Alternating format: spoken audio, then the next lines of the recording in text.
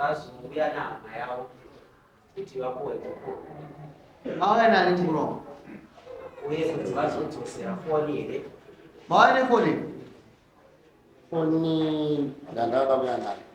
But zvaita nezuro pandakabva kubasa ndikaisira musikana wekutakishop ndakusvika akashiya pashopu pane angasi.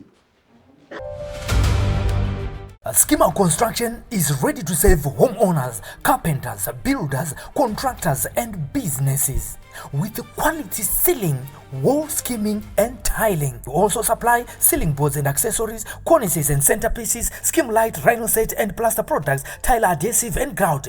We also provide professional ceiling design and construction services for residential and commercial properties, from stylish modern ceiling concept to expert installation and finishing. Whether you are building from scratch, renovating, or upgrading your ceiling, Schema Construction is your trusted partner for quality materials, reliable workmanship, and impressive results. Contact us for quotations, prices, and bookings on the numbers on your screen, or visit us along Gweru Road, opposite Metro Pitch, behind Housestead Brothers in Gweru.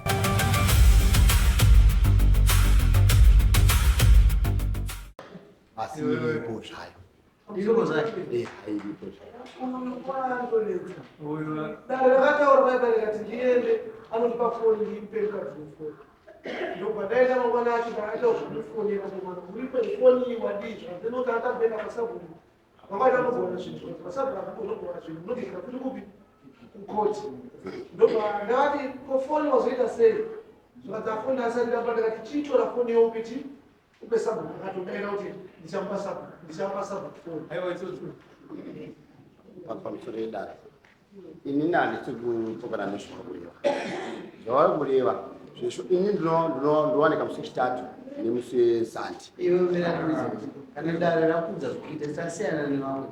Kana dare rakudza zvakuita unoita semaudziro wawaita akuchaja manje kune chati zvoti mandorudzi kasi titokuisira $100 pafoni iyo kana kopedza kuisira $100 pafoni atichada futa una foni iyo wati nokuti it was straightforward dzorera foni ipamupurisa wenu andizvozvo sachikuomera chii hapana kana chakaoma.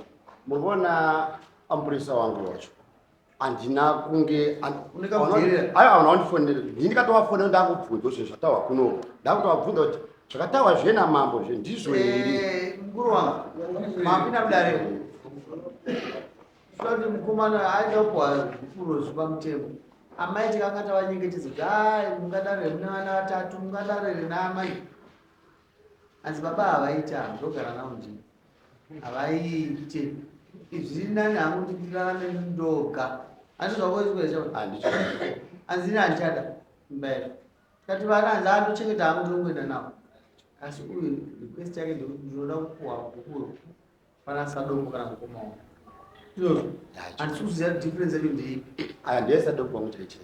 Oh chaichai chaichai uku amai muchikuda kuramba munhu mupei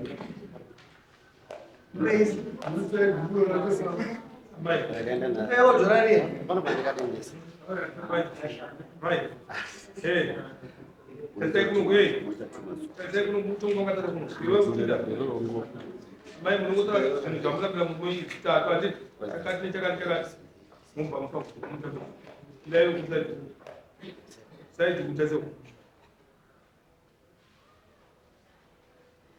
mume wangu chandakurambira chokutanga akavaka musha imba 3 rooms dziri shungu dzokuti ndigare akandidzinga mumbemo mandakavaka chakapanza kachipiri pandoro akadzi wairi pashure mangu akaparadza pfungwa yangu yandakashanda inini zvandakurambira izvozvo.